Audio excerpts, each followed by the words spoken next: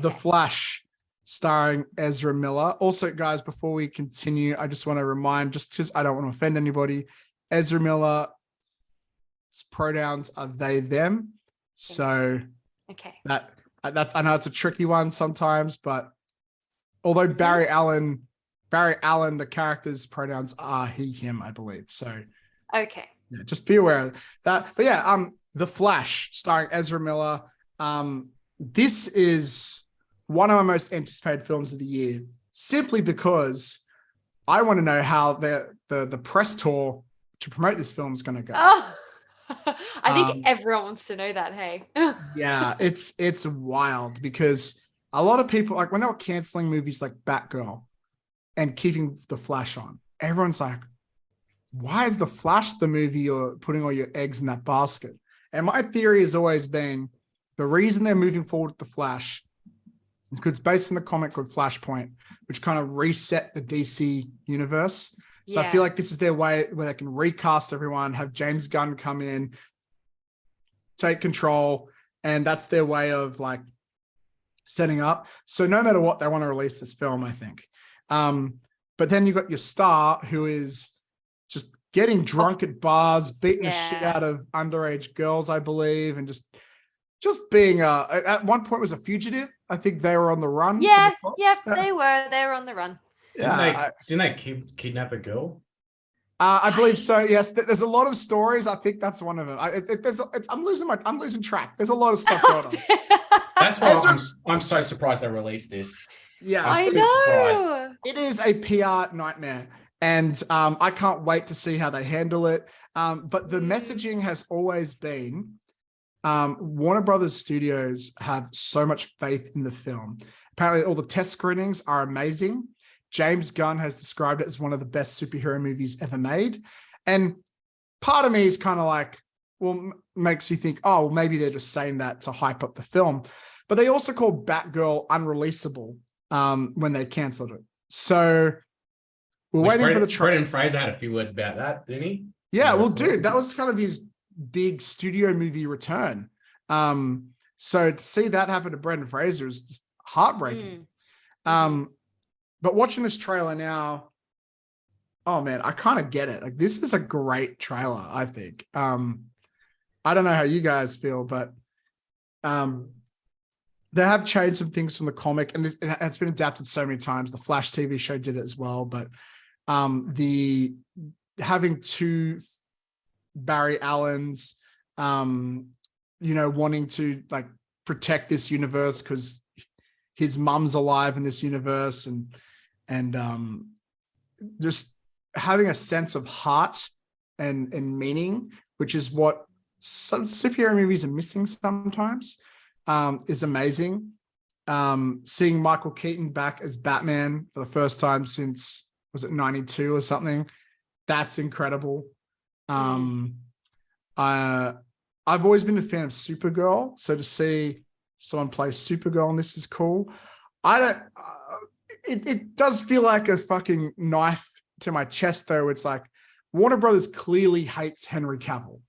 Yes, which makes me so severely depressed. Yeah, like they recasted him, but like every time I'm seeing Kara as Supergirl on this, it's great. I love Supergirl as a character. At the same time, I'm kind of like, this could have been Superman. Like, this could have been your send-off for Henry Cavill. This could have been our goodbye. And to see Zod from Man of Steel, the Superman bad guy in this, it's kind of like, so why does he get to come back, but not, like, no one's asking for Zod to come back. Everybody's wanting Henry Cavill to come back. That's insane to me. Is there a reason why they don't have some sort of issue with Henry Cavill? Is this, I heard there was some dispute in some production, or he's go on. What are you gonna say? I was gonna say the only thing I could think of, because he has a wonderful reputation as someone to work with. With The Witcher, he's a diehard nerd, and he was like, source material. This isn't accurate to The Witcher. This isn't accurate to the books. Yeah, this I isn't heard accurate that. to the game. Yeah. So maybe there was something similar there. I guess he's at a point where I mean, he doesn't have to ride the Superman thing, to continue having a career. So he's probably just not willing to compromise on quality or maybe depth of character, or maybe there were changes made that he just didn't feel true to, and that's what's happened. That's my theory. I don't know, because every time I see an interview with Henry Cavill and they go, when you come back as Superman, his response is always like, I'm waiting by the phone. They haven't called me yet. And the fans are like, well, why the hell are they not calling you? And he's just there like, I don't know.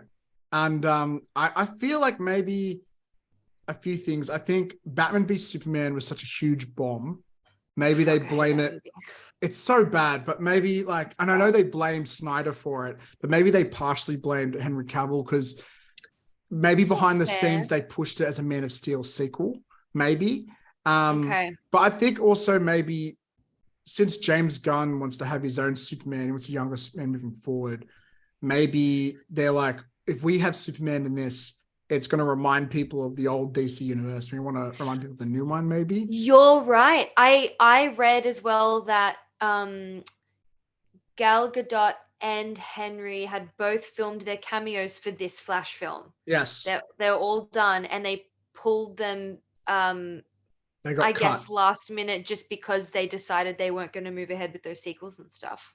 Which is insane to me, because also you can't recast Wonder Woman. Like, No! I know, like, I think, like, I would hate them to recast Superman. I can't imagine Henry Cavill is such a great Superman, but at the end of the day, any muscular white guy who's clean cut and could be truth and justice could play it. But Gal Gadot, like, how many other big celebrities are out, unless you're going to create a new star from scratch who have that like ethnic background that's going to feel that authentic. And the first Wonder Woman movie, that's a 10 out of 10. I love it.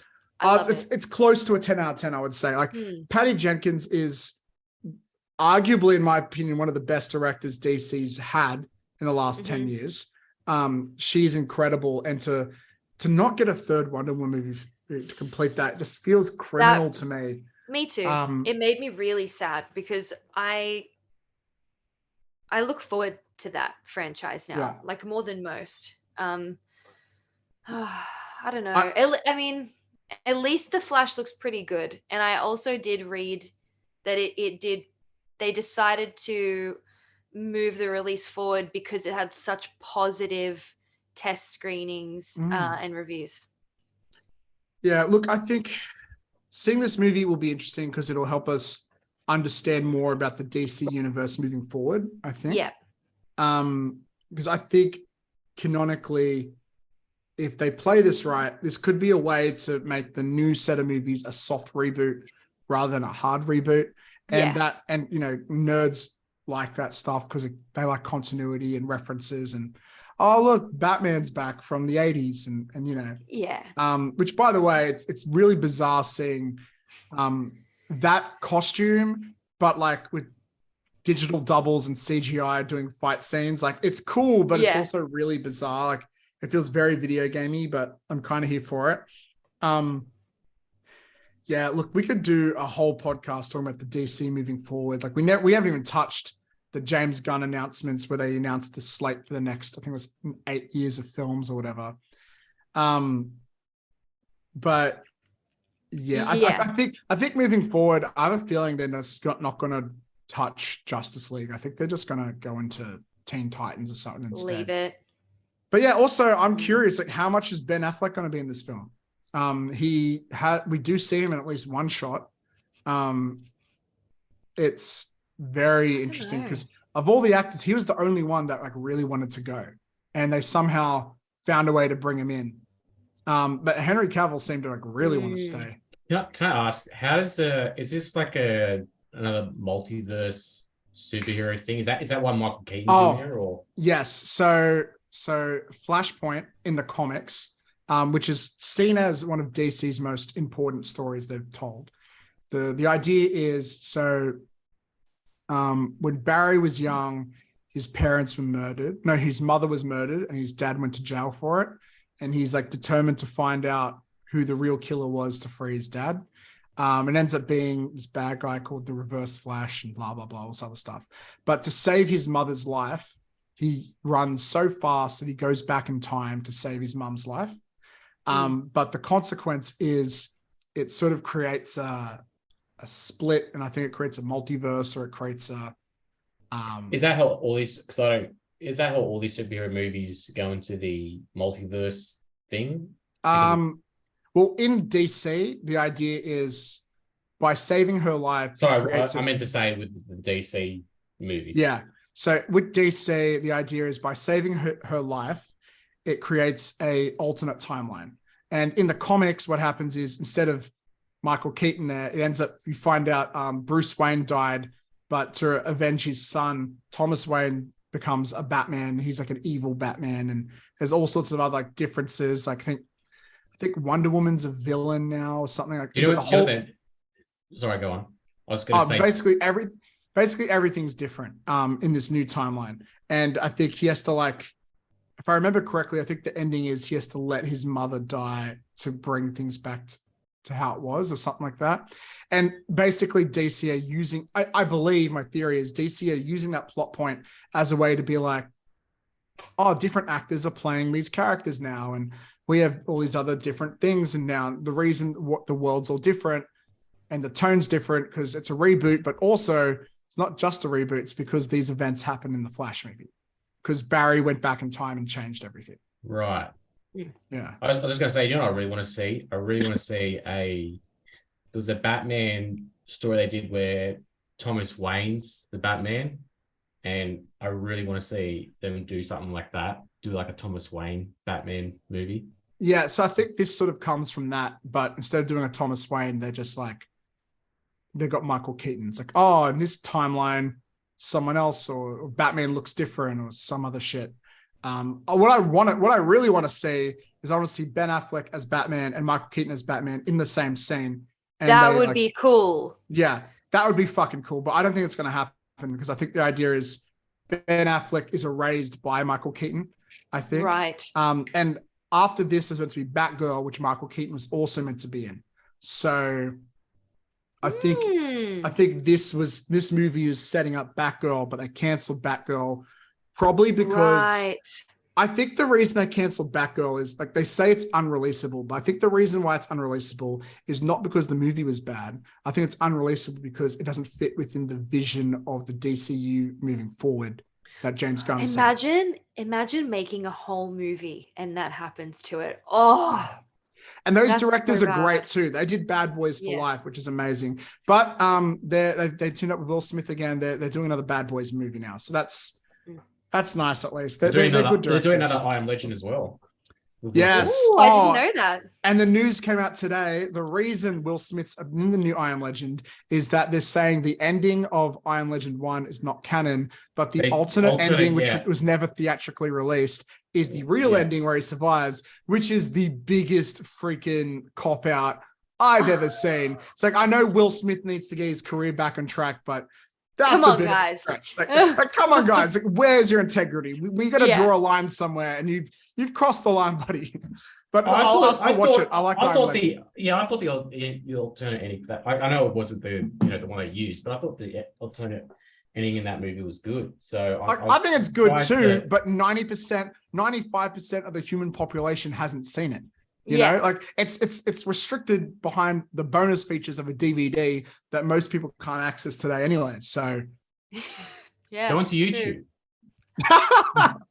Okay, guys, to watch this movie, you have to do some research on YouTube. Well, I guess that's what happens with every Marvel movie. So yeah, someone's watching a Marvel movie is like doing homework because you gotta keep up with everything.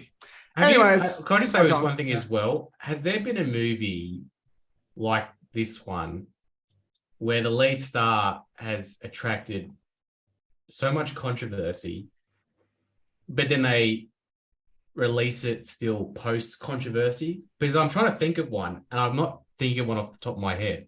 So I love that you asked this question because I've been thinking about it too. And I don't think the answer is no. I mean, because usually it's after the movie comes out. It's I don't think it's ever been before the movie comes out. So well, what usually happens is, they maybe they release the movie, but they give it a small release. But no, this got the freaking Super Bowl. They're marketing this heavily so hard. I think they literally are just going to be like, Ezra Miller, here's $1 million a day. Just sit in this room. Don't leave. Don't tweet. I'm begging you. Just please don't say anything or draw any attention to you. We'll let Michael Keaton do the press tour and do all the interviews. You don't do a fucking interview. Keep your mouth shut, and so we can make all the money. And yeah, I think that's the case. The closest thing I can think of is Seth Rogen's The Interview. But people weren't mad at the stars. They didn't give it a theatrical release because they were scared that North Korea was going to bomb America. Yeah. Which is pretty controversial, but no one was mad at Seth Rogen for that. I'll just quickly.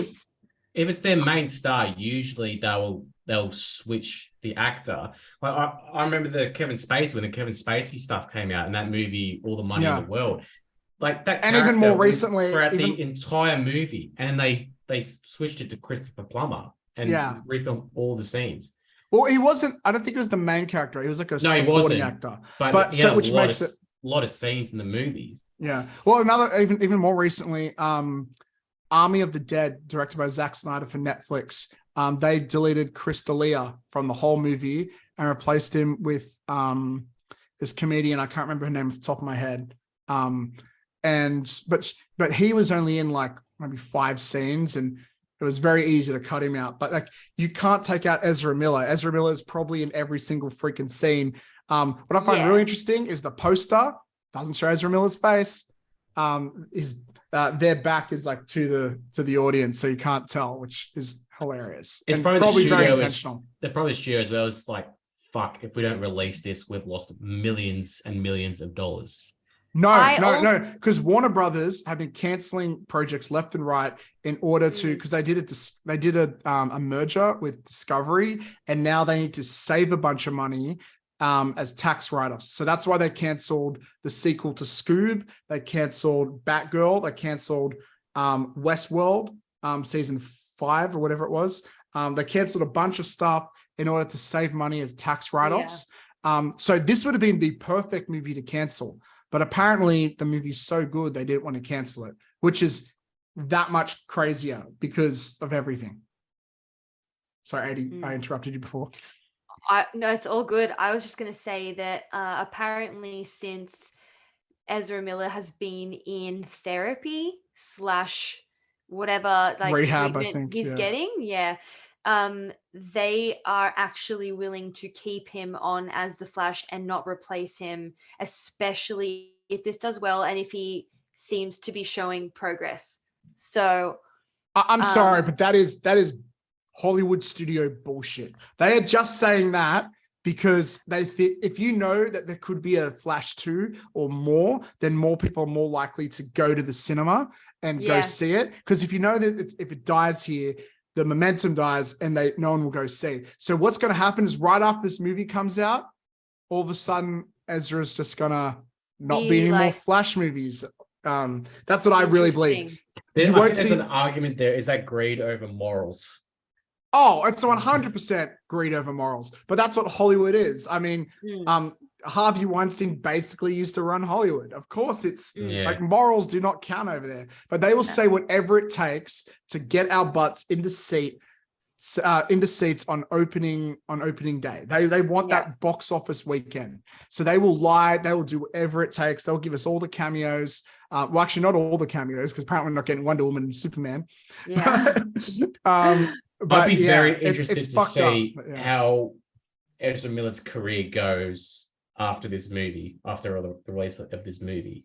Will he still be working? Will he still be getting big budget Hollywood movies? You know, he'll have to pull a Robert Downey Jr. and like wait a while and I kind of think what Ezra Miller's done is probably worse than what, you know, because Robert Downey Jr. from my memory, like he's been to prison and he was a massive drug addict. But from memory, I don't remember anything that he's done that even was even close to as bad. I know. Dude, I know what you mean. it's all about the narrative. Remember, Snoop Dogg Yeah. was on trial for murder, and Yeah. now he's out there rapping the menu log theme song. Yeah. Freaking Danny Trejo used to be a criminal. There used to be a lot of but Louis C.K. is doing stadiums again. I think he just did like one of the biggest comedy shows of all time. That's true. Yeah. But like he's still like, he can't get his shows on Netflix and stuff. I think with Ezra Miller, it depends on how successful. If The Flash does amazing and the box office is huge, Ezra still has a chance of being a big movie star. Which is crazy. It's crazy, but it's how it works, I guess. But I think there's also a possibility that Ezra just goes back to doing small indie films. But like, I think Ezra's like, the only way this ends super badly, obviously Ezra ends up in jail or whatever. But if the movie bombs, so does Ezra's career. Like, I don't know why, but this keeps making me think of Josh Trank, who directed Fan Four Stick, which is a terrible movie and everyone hated it. But the day before the movie came out, he did the ultimate sin of a director, which is he tweeted that the movie was not his original vision and basically said the movie sucked. And now I think he just finally got a movie made not long ago, but it's a very small, independent, low budget thing. It's kind of like an M. Night Shyamalan situation where he funds his own shit, this stuff, if you have enough people that like you, it can be enough to save your career from being completely dead. But and with something like The Flash with Michael Keaton attached, there is a chance. But like, I'll tell you what, studios are not going to be knocking at their door saying, hey, please be the lead of this new franchise. Unless somehow the public gets by their side. If like TikTok start doing dances based on how much they love Ezra Miller, then that will save their career, but it won't, because if the TikTok audience is anything, it's the people that are going to remind us about the bad shit that they did. Yeah. I love talking about this shit. Let's move on.